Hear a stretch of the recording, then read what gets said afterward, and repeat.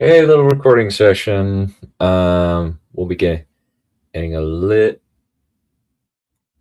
Just recording this today since I have a video coming up today. So that was my thought process, at least. We'll definitely have a live stream tomorrow, or in this case, it'll be back in time. But either way, this is an example of, all right, random BS generator go. I did not have any idea where to take this, and just decided, you know what? There is no conflict at this point. The greens do not exist. Let's just kind of have some fun with some characters, and then let's have a haunted house. Mainly because I'm like, I don't think that Viserys would set his wife aside. I watched the I'd or to marry Alicent, because one of the things about Empyrean Speaks. So I watched his video, and I was like, that doesn't make sense. I don't think that he would set his wife aside, because that's very politically disadvantageous, and I don't think that she would. My thought was she's going to try to make Rhaenyra respectable and try her best to make it so that the way is cleared, as well as kind of be a bit of a tempering influence on certain traits of Viserys. That was my thought process. The problem is, all conflict is now destroyed. And I had some ideas, but then I was like, I don't really have time in the script, since I wanted to delve into Yin, because we've never been there.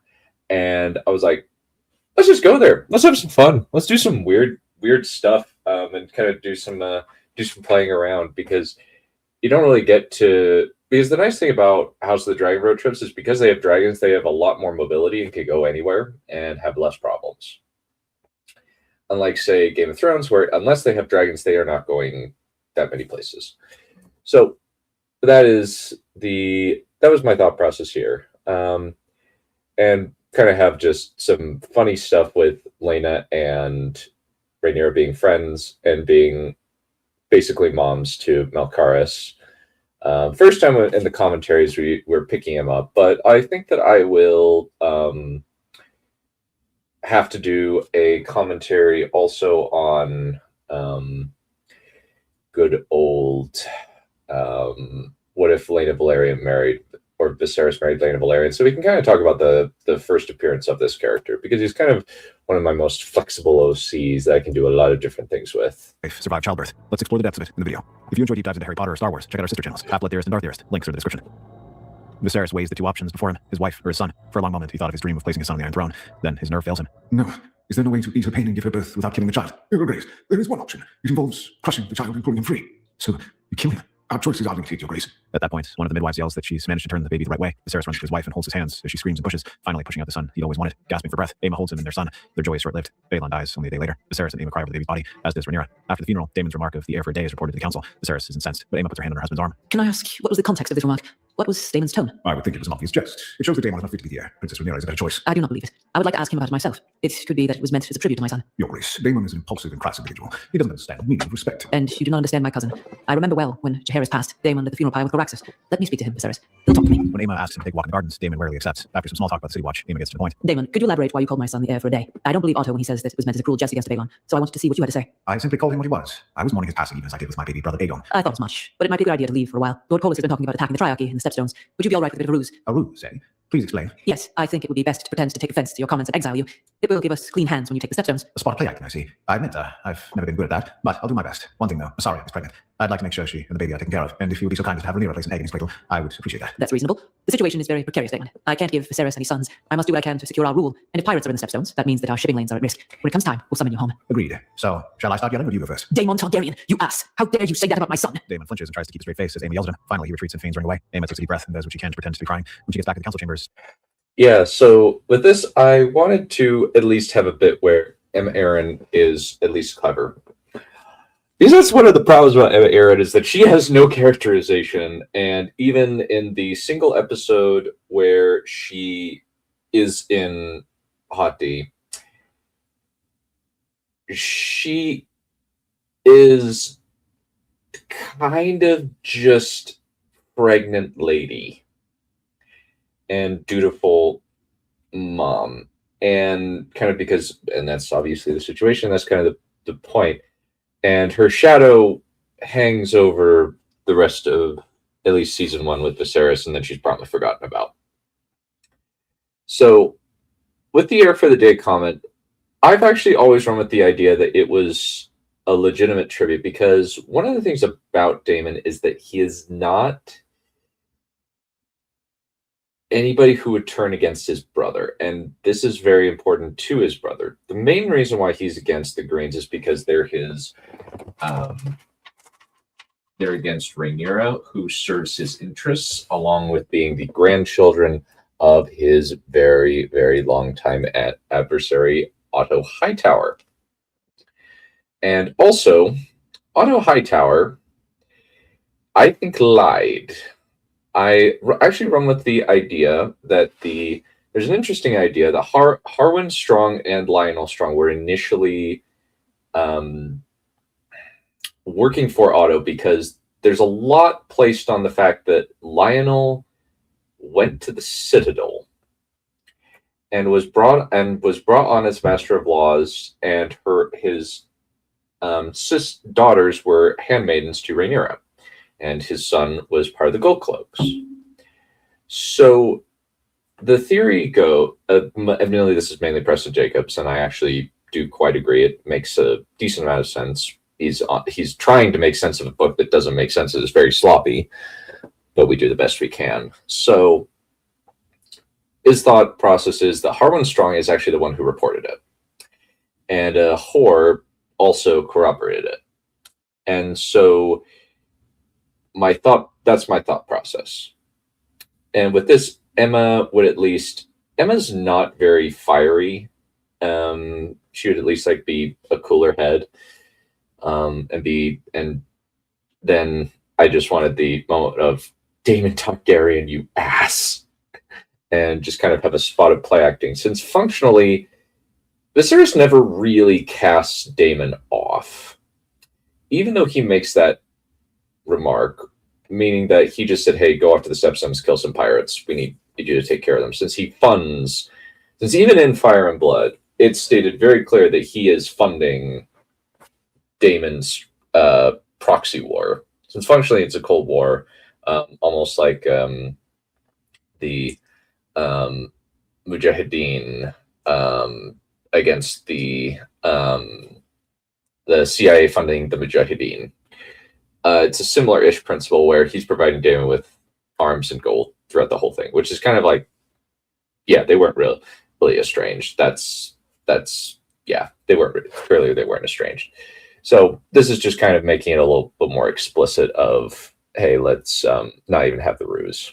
Viserys Only have a ruse, I mean. Aemon cries on his shoulder, choking out that it had been a cruel joke, as Otto had said. All of the council members awkwardly look away, but Otto has a slight smile on his face as Viserys names Rhaenyra his heir. After the council, Aemma tells Viserys and informs him of the plan. Viserys accepts the explanation and agrees to the ruse. Now that she cannot be the mother to an heir, Aemma leverages her connections with the Vale to bring retainers from Runestone and the Eyrie to the capital to gain some additional support. Later that week, Otto broaches the subject of wedding his son Gwaine or his nephew Ormond to Rhaenyra, but Aemma has a different plan. When Rhaenys comes to the capital for a visit, Aemma takes her cousin aside for a chat in her rooms. Cousin Rhaenys, I know that we've never truly been close, but I'd like to remedy that. I'm content as things stand. Thank you, Aemma. You're still not angry about the Great Council after all this? Why wouldn't I be? You cheated. I know you did. We just didn't want to start a war. Rhaenys, you wound me. This is a genuine attempt to heal the rift between our families. Please hear me out. You have a son and a daughter, and I would like to bring them to court. I think that a betrothal between Laenor and Rhaenyra would assuage the Sea Snake's disgruntlement, and I would like our girls to be friends, and for you to stay in the city. You should sit with me on the small council. Your cousin Vaemon can be the steward of Driftmark. Please, I would have you as my friend, Rhaenys. Frowning, Rhaenys considers the offer, then she slowly nods in agreement. Yeah, so I run with the idea that the Great Council of 101 is a sham.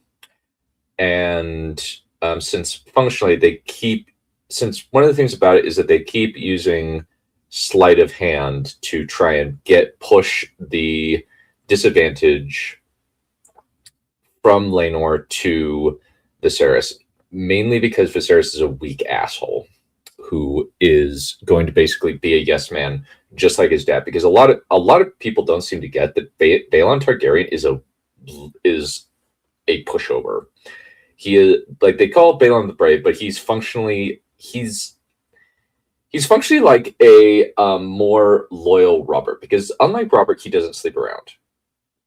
But what he does do is he abdicates his responsibilities his hand and just lets his courtier, lets the small council run things. So one of the things about the Great Council of 101, it was a 20-1 loss for Rhaenys and her faction, because they had shifted the goalposts, and there were Maesters and Septons praising Viserys. Even though Rhaenys was older, she had a dragon, she already had a male heir, and she already had a daughter and a male heir. But the Maesters suggested it, which is weird. And Vagon, one of their own, was put forward. This is very odd. And they were the one that counted the ballots. So, and despite the fact that Rhaenys, Corlys and Laenor had the Starks, the Baratheons, and the Velaryons, who at this time are richer than the Lannisters by a considerable margin, still lost by 20-1, is a little bit ridiculous, which means there was vote tampering. So that's kind of what I did here. And after that, Hightower support basically surges into the capital, and functionally Otto takes over the court. So and it's weird because Otto Hightower is the second son. He doesn't stand to inherit anything. And yes, he's very competent, but how did he get that position? I suspect it's political chicanery.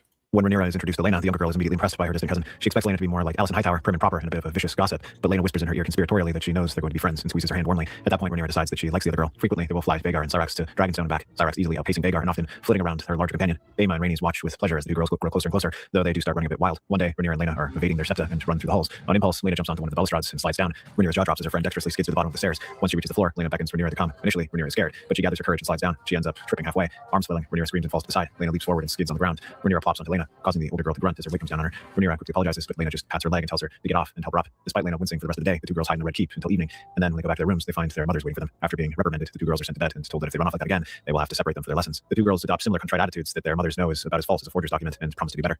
A little after the start of the new year, Mysaria comes to the Red Keep under cover of night and gives birth to an albino baby boy. Yeah. With this video, I was kind of just trying to figure out, I was just discovery writing to fill time. I had only a few ideas of what I wanted to do, and I also figured out, hey, you know what, let's just have the two girls having fun be a part of it.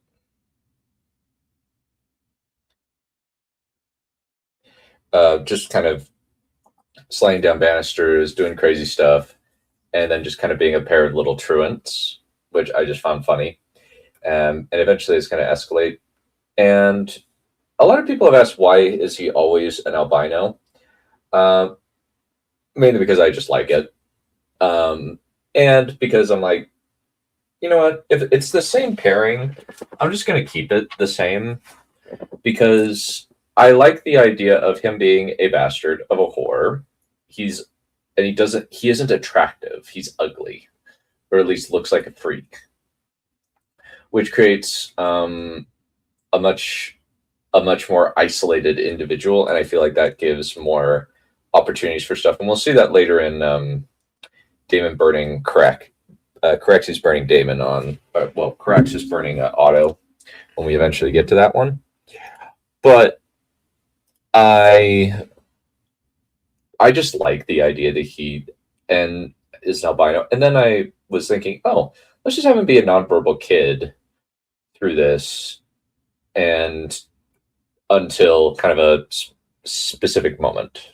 So Honest, Rhaenyra puts an egg in Malkaris's cradle. Then the white dragon hatches for him. Rather than take the baby back, Viserys sees how much Rhaenyra and Lena care for the boy and asks that they take care of him and give him a better life than she could. Rhaenyra and Lena accept, and Viserys leaves, holding back tears. Both girls spoil their little cousin and often play dress up with him. Daemon and Corlys clear out the stepstones quickly, and Daemon simply waits for when he's summoned back to King's Landing. Both girls start engaging in pranks in their spare time, stealing food from the kitchens, being a constant, though they'll often get creative. Alicent finds some of her creams replaced with powder that gives her a mild rash. Alicent tries desperately to cleanse her face, and when it doesn't work, she stays in her rooms and refuses to leave until it clears up. Then they decide to get ambitious. Giggling wickedly, they coat the royal hounds with flour and set them loose in the halls. The screams of the servants yelling about ghost hounds loose in the red keep sounds out before finally the dogs are brought to heel by a kennel master. Rhaenyra and Lena giggle, and when their mothers demand whoever did this confess, they stay silent. Their next significant prank is slipping into the White Sword Tower and dyeing all of the white cloaks pink. When Sir Harold Westerling comes down without his cloak, Viserys frowns and looks him over. Sir, where is your cloak?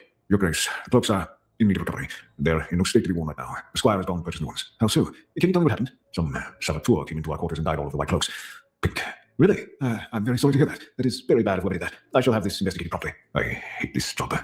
But it's only for life. The prank that causes the largest stir is when they So one of the things that so I actually pulled a number of jokes from was from Wheel of Time, where one of the things that they did was where in Wheel of Time what they do is they put where was one of the characters, Matt Cawthon, puts flour on the hounds and lets them loose, thinking that they would go wild.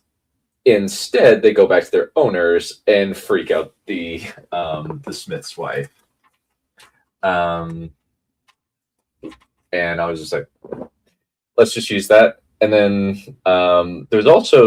this is also the pink cloaks is actually a reference to a prank that Sarah pulled, Sarah Targaryen pulled on her during her time as a kid, where she dyed them pink. And there was actually a suggestion while editing from our editor, which said,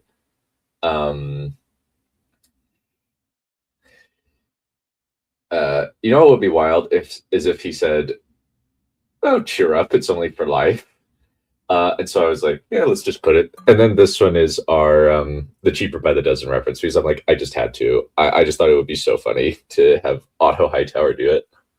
lather Otto Hightower's undergarments and meat drippings. Then they set their most aggressive hound loose near the hand as he goes to a council meeting. When he passes, Rhaenyra exchanges an excited look with Lena, and then they release the hound. Unprepared for a large wolfhound running toward him, Otto only has time to cry out when the dog sinks his jaws into his clothes and pulls him to the ground, ripping at his trousers. Otto futilely attempts to crawl away, but the wolfhound has the hand's buttocks firmly clamped between his jaws. Get this fucking thing off me! Rhaenyra and Lena fall over laughing as the guards frantically attempt to extradite the hound from the hand's rump. Finally, a pair of guards manage to drag the dog off Otto, who has had his pants ripped half off and open. His dignity thoroughly affronted, Otto grabs a cloak from a nearby guard so he can have some semblance of respectability as he walks into the small council chamber. When Otto comes in, looking haggard and with a cloak draped around his shoulders, Viserys looks up at his friend as he stalks over to his chair and gingerly sits down, then immediately stands up in pain. Oh, what's happened? Oh, you're all right. I was assaulted by vicious animals in these very halls. My dignity has been thoroughly affronted. What happened? A wolfhound was set loose in the halls and for some ungodly reason it attacked me. Where? It bit me. Again, where? The beast went for my undergarments. Evidently, someone must have soaked them in meat. Viserys and his fellow counselors burst out laughing. Otto grimaces and glares at everyone, trying to silence them, but the damage has been done. Aemma tries to get control of herself and stifle her mirth, while Rhaenys throws back her head and starts howling with laughter. The queen, who never was, is coughing so hard that she falls out of her chair and starts hitting the ground as she continues to laugh. Will you all stop laughing? This isn't funny. I'm very sorry. That was probably terrible. Rhaenys, please get up. They soaked his underwear in meat. That's amazing. Hilarious, princess. It's all your fault. Your daughter has clearly done this. Her and Rhaenyra together. Your Grace, I demand that there be retribution for this prank. Do you have proof? No, but I will get it. It's harmless. Mostly harmless. I'll talk to them. And you should probably change your clothes, or else small dogs might try chasing the aroma of fresh meat. I hate this job. Despite Rhaenyra and Lena's best effort. Yeah, so I just couldn't resist doing a cheaper by the dozen reference in this, because I love that movie a lot. And the soaked his underwear in meat, and the VO was like, you kind of killed the joke by making it pointing it out a lot, and I was just like, I just love seeing people's reactions, and kind of his embarrassment at being having his dignity affronted.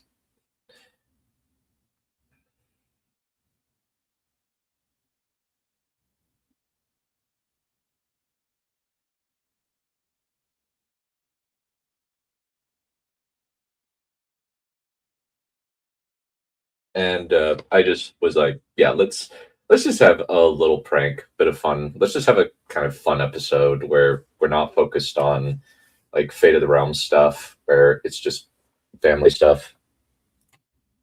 Malkaris remains silent, unable to talk. However, he does learn to read and write and uses that to communicate. After a few years, the Rogue Prince lays down his crown. The king and queen welcome him home, and the girls tell him about their mischievous antics. The one with the meat-soaked undergarments particularly amuses him. You really still tied Howard's underwear and meat and let the dogs loose on him? Yes, we did. I got the meat from the kitchens, while Malkaris stole the undergarments and Lena provided dog. I'm so proud of you. As the two girls walk away, they notice just how Yeah, they were. It you wasn't just totally friends. There was an attraction there, likely unspoken. Maybe they were too nervous to tell each other or just didn't want to. Aemma and Rhaenys notices that Daemon's eyes often linger on Rhaenyra and Lena, so they decide to head him off. Soon, it's announced that Rhaenyra will be going on a royal progress to get to know the realm. She asks Lena to come with her. When they're about to leave, Malkaris runs after them and takes their hands. Smile, Dolly. What are you doing here? We'll come back. Don't worry. Silently, Malkaris puts his arms around their waists and holds tight. Rhaenyra strokes the young boy's hair and glances at Lena, who's looking down at the albino child with a tender expression. I don't have the heart to turn him away. Poor thing will probably be lonely without us. I agree. Our little boy doesn't want us to leave him behind. Eris is old enough to ride, so he won't slow us down. All right, Ma, you can come. Just behave yourself. Enjoying the story? You can listen to these on the go. Search Dark Theorist or Three-Eyed Theorist on your favorite podcast service. Links are in the description. Now, back to it. The three of them set off, starting with the Riverlands. Rhaenyra and Lena charm the Riverlords, building friendships and alliances. Malkaris stays close to them, covering himself to avoid the sun and remaining silent. During their visit to Riverrun, Malkaris gives them a crude, strong heat made of the three of them together. On the bottom was inscribed, "My family." Thank you, Mal. This is very sweet of you. Lena gives Malkaris a kiss on the cheek and takes a moment to examine the picture. It was unpolished, but she could see that he'd modeled it on a regular family. Rather than the regular father and mother, it was her and Rhaenyra holding each other, smiling at the compliment. Malkaris hugs both of them. Then he takes their hands and puts them together. Blinking, Rhaenyra and Lena stare questioningly at Malkaris. The little albino boy holds the picture up again, pointing at the two of them and him. When they frown, Malkaris frowns in confusion and writes out a message on the back. "You're my parents and I love you." That actually makes Lena put her hand over her mouth as she glances at Rhaenyra, whose eyebrows are raised almost to her hairline. Seeing it wasn't the reaction he wanted, Malkaris' expression falls and he walks out, leaving the picture behind. I am not sure what to think of. Yeah.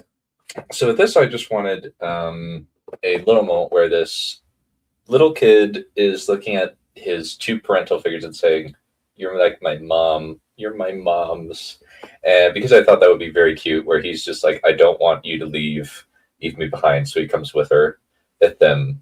And I felt like that would be a much appreciated difference, where since in the other stories Malkaris is somewhat competent, but with this one he's more of the problem, and with this he just wants his moms to like accept that they love each other, since he just sees other people with their families and just sees them, "You're my parents and I love you," and just kind of puts their hands together, almost like Quasimodo in the Hunchback of Notre Dame animated film by Disney, which is my personal favorite. Though the one with Mandy Patinkin as Quasimodo and Richard Harris as Frollo and Salma Hayek as Esmeralda is pretty good as well. Those are the only two that I've seen, admittedly, aside from the really, really, really bad direct-to-DVD movies that are based on the original book that are attempting to cash in on Disney stuff. It's like the Disney knockoffs. It's basically like bargain bin nonsense. But I really don't like those movies. But I do like the Disney live action one and the Richard Harris as Frollo one. But yeah, and I was just thinking, let's just have this be based around them. Let's just have the conflict be these two girls love each other and they want to be together, and they decide to run off. That. I think I do. Lena, he's a child. He's clearly seeing things. No, I've been trying to think of the best time to tell you. Worried about what people might think or what would happen if they found out. But now, seeing an image of what could be, you, me, and Mal together, I want that for us. You're my dearest friend, and I want to share my life with you. Lena takes Rhaenyra's hand and holds them tight. Rhaenyra looks into her friend's eyes for a long while, then she kisses Lena. Together forever, you and me. Only a few days after the girls profess their love for each other, Otto receives a report that the princess and her companion were seen being intimate with each other. Eager to avenge his humiliation at their hands, Otto takes advantage of this opening. Since Corlys is still in the Stepstones, Otto brings this to the king and queen and attempts to discredit the Valerians and promote his house. Viserys is shocked to hear this and pulls Rhaenys in for a discussion. Rhaenys knows nothing of any of this and defends herself, and Viserys has Otto swear to keep this quiet. After Otto and Viserys leave, Rhaenys immediately pulls Aemma aside to talk. Your daughter definitely seduced mine. No, what makes you think that? Isn't it obvious? Your daughter is the heir to the Iron Throne. No, it has to be your daughter taking advantage of mine. Lena is older than Rhaenyra after all. And if Lena were Rhaenyra's lover, she could have influence over the throne. Rhaenyra, that was the main instigator of all their damnable pranks. Obviously, she was the one who initiated it. Blah.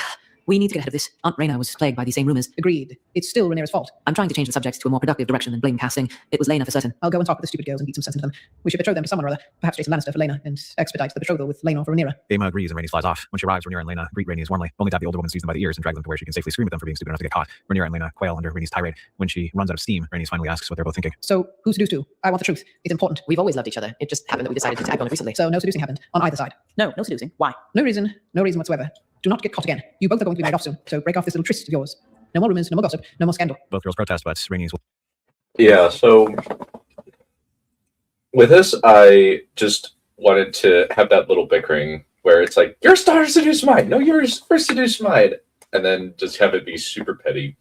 And I was just like, I'm just kind of filling time a little bit. And this was kind of like, you know what? Rather than battles, let's just have the conflict be them just running off. And then bringing Aenor and Joffrey along with them.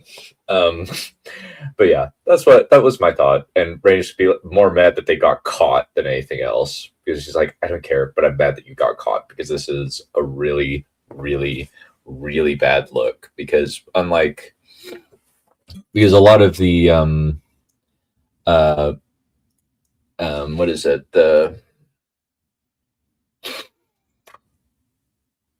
The Faith of the Seven, unlike, say,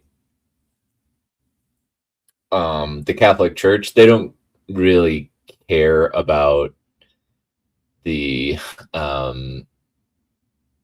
since the faith practices gender blind, pretty fairly equal priesthood.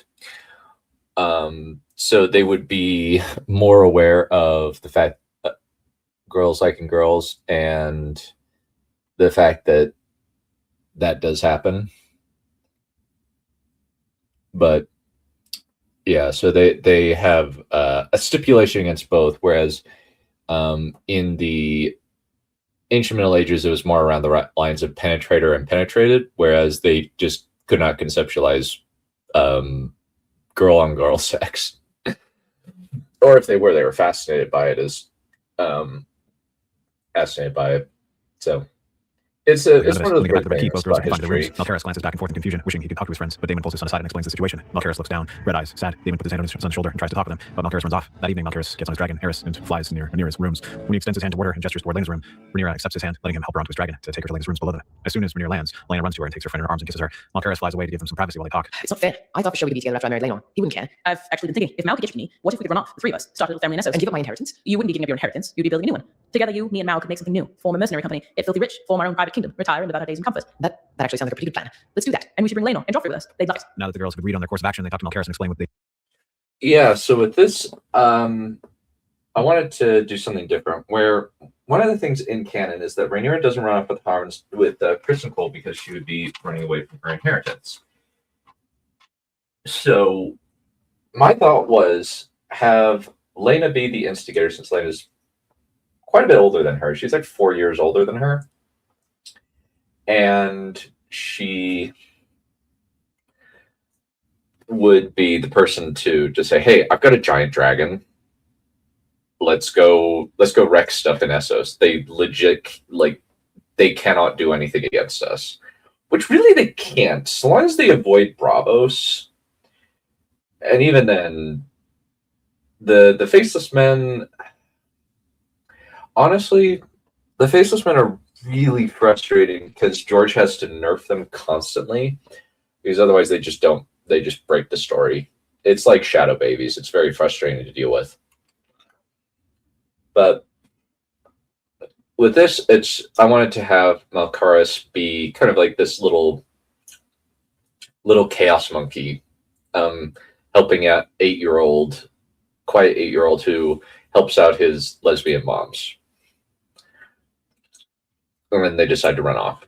And that's the conflict and the tension as opposed to kind of dynastic stuff, which can get boring after a while. So I just let's do something creative here. Need him to do. Since he doesn't attract much attention, he can go to the castle without being noticed. After listening intently to them, he nods and slips Rhaenyra and Laena to the dragon pit where they can seize Vhagar and Syrax. Once they had their dragons, they would be set. After Malcaris and Eris slip the princess and her companion past the dragon keepers, the girls climb onto the dragons and fly to the dragon pit into the night. When they stop at high tide and invite Laenor and Joffrey, the two men are eager to accept and pack their bags after taking a great deal of money from Corlys' vault. As soon as Aemon and Rhaenys discover their daughters are gone, they are immediately worried. The worry is only worsened when they find Rhaenyra's note telling them that they were going off to the Free Cities to find their fortune there. After a bit of discussion, they decide to say that the girls have gone on a diplomatic mission and covertly pull Daemon aside. We need your help. A common occurrence these days. I assume it's to do with our wayward lasses. Fine. Yes, our daughters and your son have run off, and we need you to bring them back. I'm not a miracle worker. Do you actually think I can make any of them aside from Malcaris come back? If Laena doesn't want to come back, it will come down to a fight. Then try talking to them. Convince the headstrong girls to come back and do their duty. And you're not to do anything untoward with them while they're out of our sight. Do you think so little of me? Yes. We think exactly the right amount about you. You touch my daughter, I geld you. Fine. No maidenhead will be blamed. I'm starting to miss Woundstone. At least the sheep don't make threats on my person. What was that? Nothing. Just working out how to get them back. Good. Now, get going. Daemon rolls his eyes and walks off. I do love those little bits of how to put it, interjecting little bits of humor where they're like, oh, shall I assume that we shall I assume that I want to get your wayward lasses home, and also pointing out, yeah, if Lena doesn't want to come back, Damon can't force her to do anything. Since Vagar is gigantic, and Caraxes, while he's big, or he's fairly fearsome, it took killing him to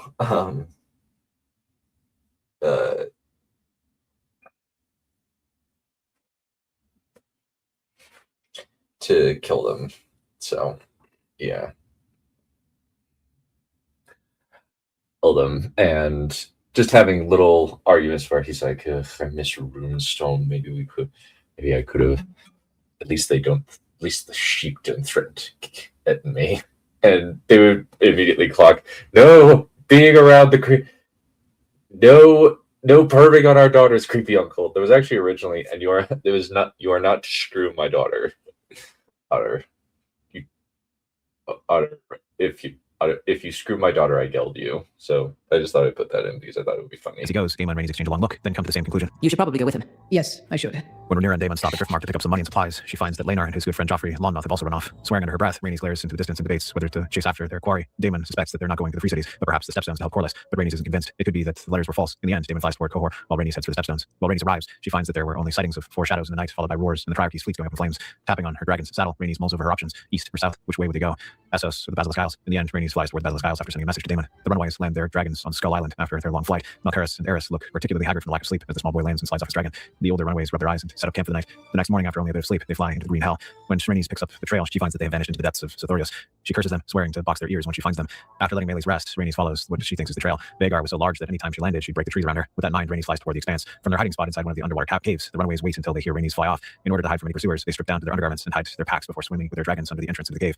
Now nobody from the air could see them. Inside the cave, Vagar yells impatiently and shakes herself, the water stirring around her, causing Laena to pat the old dragon comfortingly. Aerys is perched on a large rock. Melcaris clinging to her back, the little boy shivering and looking down at the water in revulsion. Syrax shifts from foot to foot in the water, Rhaenyra perched. Yeah, so one of the things that I just decided to do here was just have a little bit where we have our adventurous fivesome, or our little fellowship, hiding within a cave where they can't be seen, since dragons can swim. And so I just put them under a rock and made it seem as though they could go in. And I really do want to explore Sithorios more in more theories. It's just that often I don't get the chance to. So I take advantage of very vague theories like this to just say, you know what? Let's just do some fun stuff. I don't have any other ideas for this. Let's just go wild. So that's what I do. And works out pretty well. On her head, stay out of the water as much as possible. Laenor and Joffrey sit on sea smoke, the grey dragon barely able to keep their legs above the sea. Finally, Melcaris and Aerys swim out into the open air to scout for Rhaenys. When he returns, the runaways swim out into the open and make camp in a non-submerged cave. So, where to next? We've got a narrow window, and I think that was only one dragon. I know Meleys roar well, so Caraxes could be close by while my mother scours the Green Hell, though it could be that they split up and he's looking for us near the Free Cities. We can really go anywhere, but I think our best option would be to hop to the Isles, fly over Valyria, and then head to Slaver's Bay. It's a shame, really. I very much wanted to see Sithorios in its entirety. I can't tell you how many times I read the story of Daenerys and Viserys. The apes the size of giants, huge tattooed lizards as big as ponies, wyverns, that sort of thing. Well, why not? Once Mother gives up searching, she'll have to conclude that we've gone to Essos, and she'll chase after us that way. And since he's small, our stalwart lookout, Melcaris, can make sure that she's gone before we leave. I'd personally like to see the city of Yen. Isn't that a city so evil the jungle doesn't enter? Yes, it is. Well, we'd have to go on an adventure. Perhaps we could clear Yen out and make it our base. No, that is a terrible idea. People who stay overnight in Yen don't come out. Besides, Sithorios is riddled with diseases and contaminated water. Better we make our base somewhat populated like Karth or Slave's Bay. Fine. We won't stay overnight then. After a few days of waiting, Melcaris sees Meleys fly over them. Yeah, so one of the things here that I wanted to do was kind of just have a little bit of setup for Sithorios, since some people aren't familiar with this, but Sithorios is basically Kong Skull Island on roids, where like literally there are giant apes, bigger than giants, basically King Kong. Not quite as large as King Kong, obviously, but they're huge. They're bigger, like slightly bigger than giants, supposedly. And they've got dinosaurs there, pterodactyls, a lot of other nasty things, and even the city of Yen, which has put Yen's weird. Like nobody really knows what goes on with Yen, other than if you stay overnight, you die.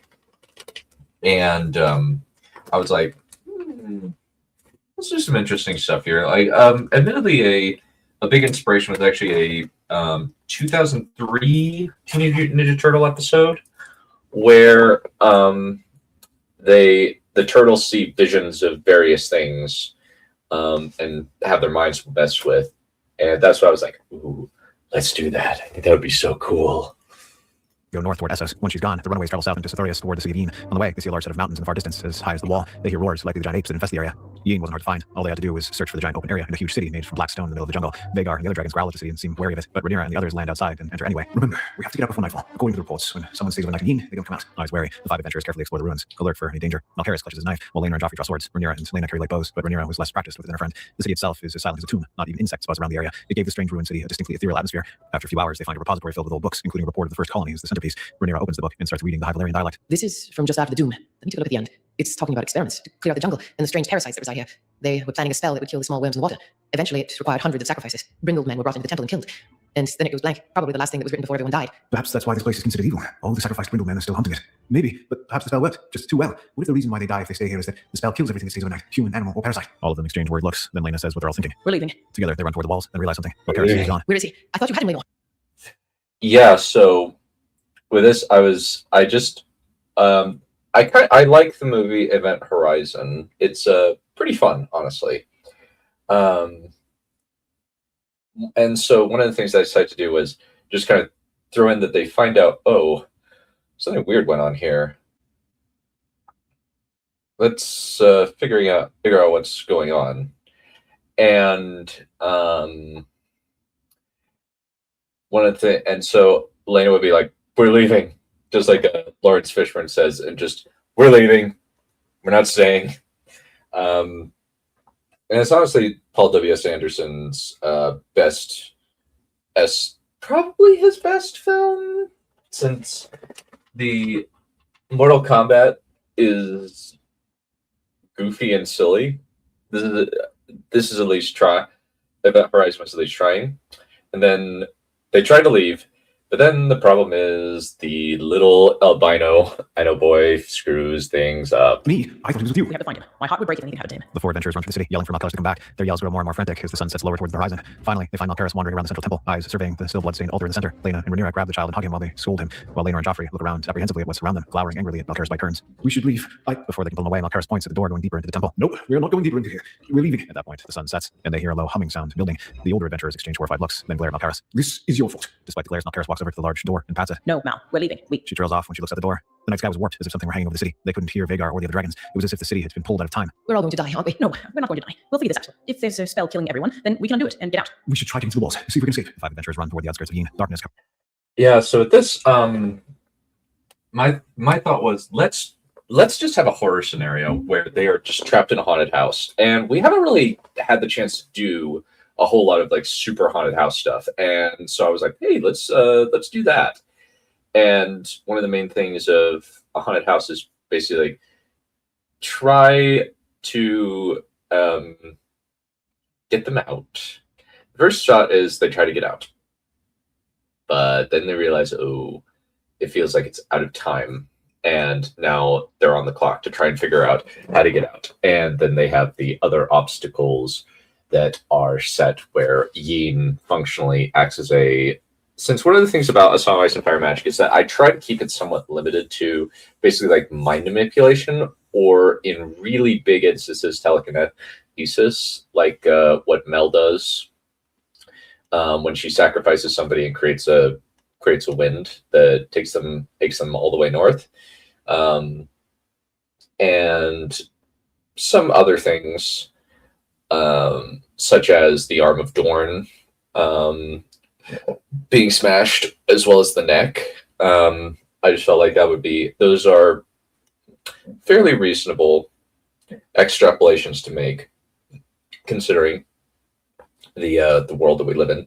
And so the thought is that this whole city messes with the minds of the people inside to of see, it. but somehow there's an ethereal light that allows them to see. They wished they couldn't. Monsters climbing over the stones. Gods, they're everywhere. They're so hideous. The stones are rotting corpses. The stones are rotting corpses. Malkaris stares silently, tears flowing out of his red eyes. Laenor and Joffrey firm their resolve and grab the others by the hand. Laenor getting Malkaris onto his back as they pull the others forward. Finally, they manage to get through the visions to the outskirts. A strange dark miasma seems to cover the open gateway that is their only escape. Firming his resolve, Laenor runs into the miasma, only to come back out. Oh, what? I thought. No. It must have turned me around. How much time do we have? Until morning? Probably. Unless whatever is here is designed to just drive us mad and kill ourselves. That is a distressing thought. Well, I suppose we should go to that record hall again, see if there could be some clues, and failing that, to the central temple. All of them shudder at the thought of going back into the city, but they had only a small window of time before they died or went mad. Laenor and Joffrey serve as the front and rear guard as they walk through the streets. Yeah. So one of the things that I thought of this, I took a lot of inspiration from the Chronicles of Narnia, Voyage of the Dawn Treader, Dark Island specifically, where they use the what is it, the ambiguity, where C.S. Lewis uses the ambiguity of not describing and just saying they're everywhere, they're climbing over the mast, and letting the audience or letting the reader put in their imagination what exactly is going on,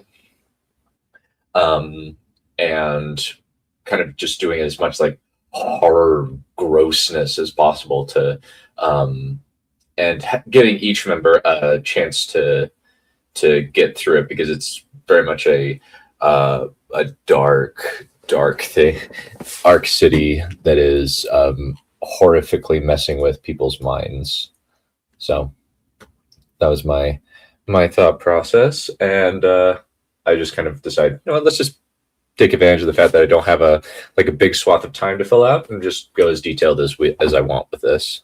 More visions assault them. Rhaenyra clings to Laenor, while Malkaris hangs onto Laena, who strokes his hair and whispers to him, trying to ignore the horrific sights and smells that assailed them all. Laenor and Joffrey grimace as indescribably foul smells permeate the air, making their eyes water. At one point, Rhaenyra looks down at herself and screams that she's bleeding. Laenor and Joffrey check, only to find that there's no injury, and that Rhaenyra is hallucinating. It's all right, Ray. It's all right. You're going to be fine. It felt so real. It felt so real. It was like they were cutting me open. Nobody's cutting you open, Ray. If they try, Lena and I will deal with it. Mollified, Rhaenyra nods and keeps going. At that point, Joffrey sinks into the ground, clutching his eyes. Before he can claw them out, Laena and Rhaenyra force him to stop and pull his hands at his sides. Joffrey's eyes are wild as he stares around in every direction. They were running into my face, eating my eyes. Malkaris abruptly lets out a scream and starts weaving frantically at the air, his red eyes wide with terror. Laena grabs his arms and hugs him, whispering in his ear that nothing would hurt him, that he was safer with her. Quivering with fear, Malkaris grabs onto Laena's waist and holds on tight. Laena stares down at his arms, eyes bulging as he whispers about his flesh rotting away. But Rhaenyra covers his eyes. Breathing heavily, Laenor shakes himself and starts pushing toward the Hall of Records. When they get there, the books prove less than useful. The words seem to move on a page, and sometimes demonic faces appear on the stones, as if they were trying to claw their way out. Unable to suffer the apparitions, Malkaris closes his eyes and puts his hands over his ears as he crouches in a corner. Rhaenyra goes to comfort him, and he immediately buries his face in her shoulder. Clearly, whatever the boy was seeing was so horrible that he could barely stand it. After attempting to read the records with no success, they realize that there's... Yeah, so one of the things I actually wanted to do here is, just since Malkaris is not talking about anything, I wanted to kind of keep it a mystery that is solved much later, and it is the most horrifying thing you could think of, but it's also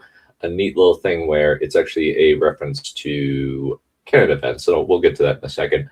But this whole thing is just around, hey, this is just warping things in their minds and just making them go crazy and making them see things that aren't real. So that was just my thought. Only one option: go into the temple and try to find the source of all this. The visions only intensify as they get closer. The sights, sounds, and smells of whatever they were forced to endure grow more visceral and disturbing. None of them talk, but all have said expressions except for Malkaris, whose eyes are misty with tears. Finally, they reach the temple and open the door leading downward into the earth. Laenor and Joffrey have their swords, more to comfort themselves than anything else. As they venture deeper into the tunnel, they start to hear voices of their loved ones spewing venom at them. When they become clear, all of them freeze. You are a disappointment, Rhaenyra. You bring shame upon me. Why couldn't you be a normal girl?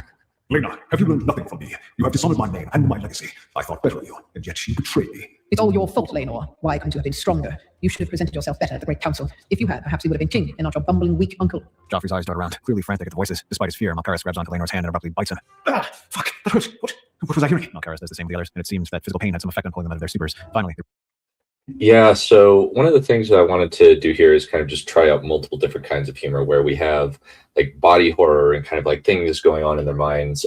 There's also like the fear of being powerless and being trapped in a confined space with the threat of death, as well as being powerless to stop whatever is coming due to the fact that you can't fight it with swords. You have to figure out what the source of things is. And I was like, hey, let's just have a little bit of fun with that. And with this, I wanted to have it be kind of bring out the insecurities of the people, since that's an interesting thing that is used in the Voyage of the Dawn Treader movie that is not used in the book. It's not used very well, but is the idea of Cassian's father saying, hey, you're a disappointment to me. And I'm like, that is a good idea in a not so great movie. Like I like Voyage of the Dawn Treader, okay, but there are a lot of flaws and problems with it because they decided to throw in an antagonist that really takes up time, and it's very frustrating, honestly. Reach But the bottom yeah, of the steps and find what they can only describe as a maze of underground tombs. At the back was a lake of black liquid that seems to roil and shift. As they inch closer, the vision started to shift. The smell of the strange place around them suddenly became more seductive. Pleasant smiles and sights drift around them, drawing them toward the pool. All of them start walking toward the black liquid, eyes going dreamy as they get closer and closer. Then Rhaenyra's hand brushes against Lena's, causing the other girl to momentarily get control of herself. Instantly, she grabs Rhaenyra's hand and bites down, causing the other girl to yell and flail, then stare at the pool. Everyone get the fuck back! When the boys don't respond, Rhaenyra hits Lena's shoulder, while Lena does the same with Joffrey and Malkaris. All of them snap back to themselves and pull back from the inky pool. Putting their hands over their mouths and noses, the 5 runaways look down at the black pool, wondering what it could be. Let me try something. Blood mages supposedly did things with a bit of blood, so let's see if they were right. Stealing himself, Laenor puts his finger and drips blood into the liquid. The droplet sizzles and hisses on contact, but as it does, the world fills with screams, as if the whole city were a living predator that had lost its prey. All of them exchange worried looks, then run out into the open air toward freedom. This time, they're able to get out of the city and run into the dragons. At Lena's command, Vhagar opens her wings and roars, soaring into the air, followed by the others. After a few hours of flying, the dragons land at a large island off the coast. All of them dismount and run from the water and vomit out everything that they've got in their stomachs. When we finally reach civilization, they say we get extremely drunk to forget about all that. Malkaris is 8. He's not drinking anything stronger than milk. Fine, the little girl can drink goat's milk. After all they've been through, the 5 runaways rush on the beach. yeah, I had to put a little bit in there. And kind of going back to a little earlier bit where my heart would break if anything happened to him. It's actually that's actually a Wheel of Time quote around another little boy that gets lost in a city that prevents them from leaving. Though different circumstances, it's a normal city. But I thought, let's do a little bit of homage to my second favorite book series of all time, with my first being First Law. I really do eventually want to talk about First Law and the fact that First Law is a genuine masterpiece of a series, and I would really like to just talk more about it. I've read through it twice, and it gets better every time I listen to it. And I just wanted to have this little thing where, let's get drunk. The boy's 8. He's not drinking anything stronger than milk. Fine, the little ghoul can go smoke. And I just like calling him a little ghoul. I just think it's funny. And now we kind of get the culmination of things and then the wrap up. Huddle against each other, Malkaris sandwiched between Rhaenyra and Laena, while Laenor held Joffrey. When the day comes, the 4 decide that they'd had enough adventures in Sothoryos and fly over toward Essos. As soon as they pass by Old Valyria, they hear the roar of Caraxes. And we're caught. It was nice while it lasted. Looks like another adventure is over. But it only just started. I want to keep going. Sadly, dear sister, I think that we were always meant to be disappointed. So unless you can convince Daemon to let us run off, we're going to have to either run or fight him. And you're the only one who could possibly stand up to him. Rhaenyra and Laena exchange looks, then sigh and land their dragons on the coast as Caraxes lands. Laenor and Joffrey exchange looks of apprehension as Daemon quickly dismounts and glares at them, noting their slightly haggard expressions. What happened to you lot? We survived Yin. You brought my son into fucking Yin. It was my fault, father. I stayed a little around, and they saved me. Everyone turns to look at Malkaris, stunned that he'd finally spoken. The little albino boy swallows and swears up to his father. Please, let them go. They won't be happy otherwise. Mal, why is this the first time you're talking? Because it's the first time you needed me to. You're my parents, you and Ray, and I don't want you to be parted. It would be like Florian and John Quill never getting together. Daemon looks down at his son, mouth moving as if arguing with himself. Malkaris swears up to his father again, red eyes filled with fear but also determination. After a few minutes, Daemon runs his hands down his face and looks at them all. How long exactly are you looking to be gone on this stupid adventure of yours? We thought about a few years, perhaps. Build a mercenary company. Make lots of money, as the only sellswords in Essos with dragons. Your mothers are going to be furious with me, especially yours, Rhaenyra. But who am I to stand in the way of young love? And here I thought you didn't believe in romance, Uncle. Not yours, his. Daemon points at Malkaris, then reaches down and ruffles his son's hair before gesturing toward them. Go. Good wins and easy victories. I'll see you all soon. Once Daemon is far enough away, Rhaenyra Yeah, so with this, I just wanted the first time that Malkaris speaks to be plot relevant, where he actually stands up to his dad and say, "Hey, let him go," and kind of likening Rhaenyra and Laena to Florian and John Quill, because that's one of the most famous romances that is in A Song of Ice and Fire and is frequently referenced by Miss Sansa as one of her favorites. And so I just decided to put that in and just have a little bit of fun where they're like, "Aw, I want to have more." And I think I probably could have had some more bits of them kind of exploring Essos, but I decided to keep that off page since I didn't want to run out. And I didn't feel like I could do it in enough justice to justify the details. And eventually there'll be a whole thing where eventually we can do a little bit where Rhaenyra runs off with Kristen Cole, and that can probably function as the story, so that way we don't do so many repeats. and Laena dismounted and take Malkaris aside to talk. Both girls ask him to tell them what he'd seen. Initially he's hesitant, but finally he relents. I saw you both dying. Rhaenyra being eaten by a dragon, and Laena collapsing on the stairs. It was the worst thing I could imagine, but I didn't want to say anything. Both girls exchange looks and embrace the boy, who clings to them as if he'd never let them go. When Daemon reports to Aemma and Rhaenys what happened, the queen immediately wishes to find their children and bring them back. Daemon counters that both girls need some seasoning. Rhaenyra, especially if she were to rule, learning leadership in Essos would serve that purpose. Perhaps I should go and keep an eye on them. Laenor at least will make sure that your girl's virtue is unbesmirched if you still don't trust me. My daughter is running around Essos. How's that going to look? I don't know. Maybe it'll make her interesting, appear more appealing to the lords of the realm. You can start spinning tales of sellsword princesses and her brave companions venturing where no one has gone before. It'll likely outsell a caution for young girls. Well, no, you should say. We need to try to keep things running as best we can. There's already gossip that Rhaenyra is like Aunt Sarah, so we'll just have to start building support for her here. Agreed. And it starts with getting rid of Otto Hightower. But he's been our friend and ally. The only friend Otto Hightower has is himself. He has no code or creed that he won't sacrifice in order to get what he wants. He's been trying to get rid of me for years. If we don't remove him, he's going to cause us no end of problems. Aemma takes a long time to consider this. Yeah, so this is just Daemon saying, hey, let's just use this as a propaganda spin and just make her more appealing to the Lords of the Realm. They're like, oh, this princess actually is cool. Cool. And stuff like that. And him saying, it'll probably outsell a caution for young girls, which is a slight small reference to the little, the story of Corian Wild, which is kind of a wild story that George just threw in. 1 second. Yeah, so with this, I just wanted to kind of wrap things up because I was like, I kind of have no further ideas for this. And so I reached the climax, but yeah, let's finish this. Finish it up, and I was like, yeah, let's just give him an easy time. And finally agrees and brings the matter to Viserys. The king listens intently to his wife, and after some coaxing, he assents and dismisses Otto. Aemma and Daemon work as a partnership to prepare the realm for Rhaenyra's return in a few years, using their letters about her exploits to drum up interest. Daemon often flies to check in on the runaways and bring back news, often staying with them for months at a time. Finally, Rhaenyra and her friends return with several ships, all loaded up with plunder from their various adventures. Aemma and Viserys embrace the runaways, happy to see them all return. Welcome home, my dear ones. I'm so proud to see you all back home, covered in glory and overflowing with riches. It is good to be home, Mother. And Father, you'll be happy to see we made sure to pack something for your model, some blueprints of all Valeria. Viserys eagerly accepts the papers and ushers them inside, intently devouring anything and everything they say. Rhaenyra agrees to marry Laenor on the condition that Laenor will remain at court. Aemma groans and rubs her eyes, then nods in agreement. To ensure that Laenor and Joffrey have reason to be close together, Rhaenyra names Joffrey the Kingsguard. After a few years, and a set of silver-haired grandchildren are born to Rhaenyra and Laenor, all of them bearing a small resemblance to Daemon. Aemma falls ill and is confined to her bed. Viserys holds her hand, eyes full of worry. It's all right, Viserys. I'm just happy that I have had a few more years with you and got to watch our daughter grow up and fall in love, have children, even if it was a bit of a rocky path. I don't know if I can live without you. It almost destroyed me to consider. But you didn't. You never wavered. Rhaenyra and her friends run into the room and rush to the bed, holding Aemma's hand. Smiling, Aemma takes her daughter's hand and squeezes it. Yeah, I felt like with her poor health, Aemma would die first. And I did consider having her live, but I was like, let's make it a little bit tragic where she dies a little bit later, but at least she gets to see her daughter grow up. That was kind of my thought process. Then takes Laena's hand and does the same. Take good care of my little girl, Laena. She'll need a friend like you at her side. After Laena promises that she'll always protect Rhaenyra, Aemma closes her eyes for the last time. Viserys shuts himself in his rooms, leaving the ruling to Rhaenyra and her friends. Using her mother's connections, Rhaenyra establishes a firm hold on the court, paralleling her friendship with Laena into securing more alliances with other houses. Malkaris often remains at her side, the albino acting as her sworn sword, and eventually he's legitimized and betrothed to Samantha Tarly to garner support in the Reach. When Viserys finally passes, Rhaenyra ascends the Iron Throne. The only thing she wishes was that her mother could have been there to see her take her rightful place. That's our theory. Westeros is a land filled with exciting stories and possibilities, and we love exploring them. If you want to come. Yeah, with that, it's over. So I liked writing a lot. I was this is one of those ones where I was kind of stuck. And so I was like, yeah, all right, let's just be creative.